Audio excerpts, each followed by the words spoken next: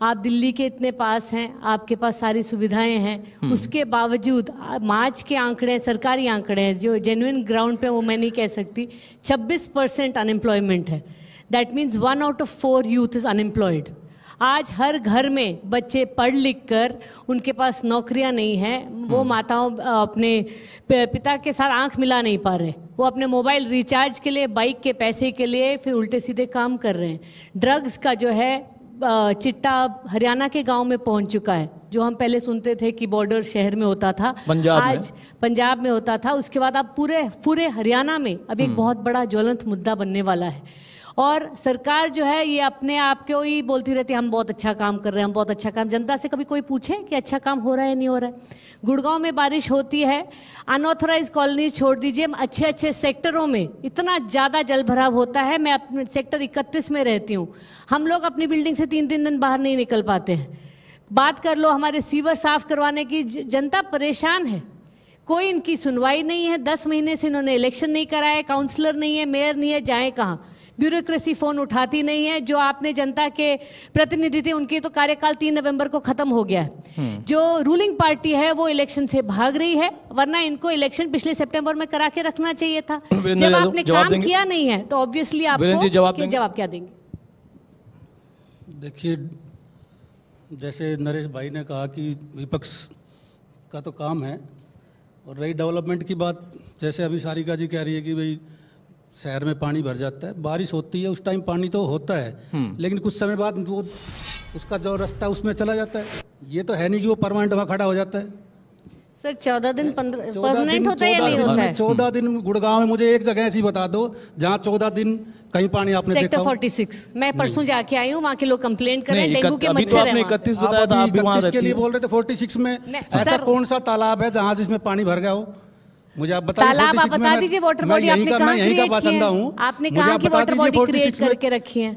आपने कहाँ water body create करके रखी है? इसमें मेन बात ये है कि हम सबको, चाहे वहाँ का वासी हो, चाहे आप है, चाहे मैं है, अपने घर में सबको अपना रेन वाटर हार्वेस्टिंग वो हो रहा है।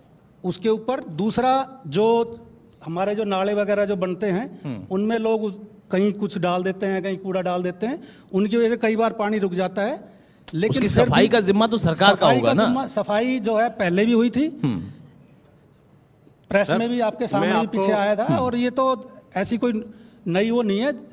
कभी कभार बारिश में थोड़ा बहुत पानी भर जाता है, थोड़ा बहुत भर जाता है, चलता है उतना, ठीक है। नल जी कुछ कह रहे हैं? मैं आपको ये कहना चाहता हूँ कि जिस तरह से अभी मैडम ने कहा कि पानी का भराव हो जाता है, ये बीमारी जो है आज से हमारी नहीं है, पिछली सरकारों ने जो हमें ये जो गिफ्ट में दिया है ना, आपने देखा होगा गुड़गांव के अंदर पहले जो कॉलोनाइजर, पहले और भी सरकारें रही हैं, उन्होंने सेक्टर काटे थे, लेकिन उसके बाद कांग्रेस सरकार आई।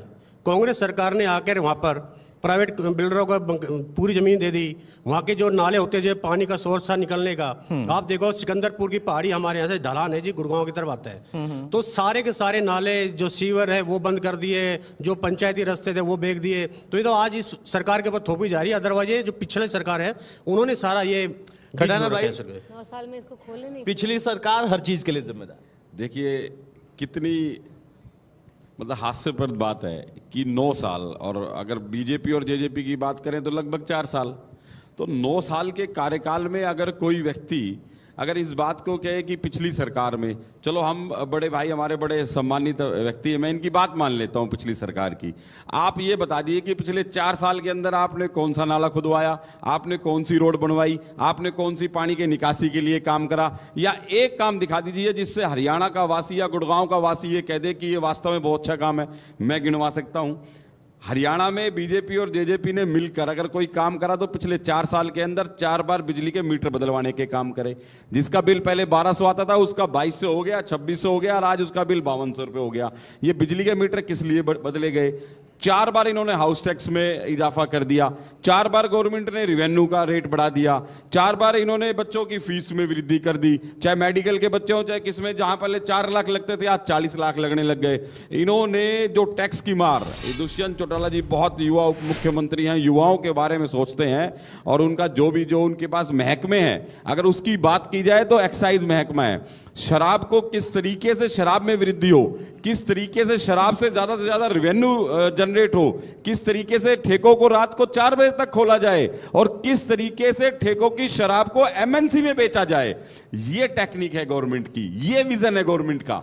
आज जो युवा जो चिट्ठे में जो हमारी बात करें, अगर सिरसा साइड से आ जाएं तो नशे का कारोबार बढ़ रहा है, अगर गुड़गांव में आ जाएं तो एमएनसी में बियर परोसी जा रही है, और इस बात को सरकार पीठ थपथपा रही है कि हमने रिवेन्यू बढ़ा दिया। रिवेन्यू किस चीज में बढ़ा दिया? रिवेन्यू शिक्षा का नहीं बढ़ा, रिवेन्यू चिकित्सा का नहीं बढ़ा, रिवेन्यू शराब का बढ़ा। तो ये वो गवर्नमेंट है जो शराब को लेकर, नशे को लेकर, युवाओं को एक और धकेलने को लेकर ये गवर्नमेंट बात करे। और पिछले 4 साल के कार्यकाल में ये गवर्नमेंट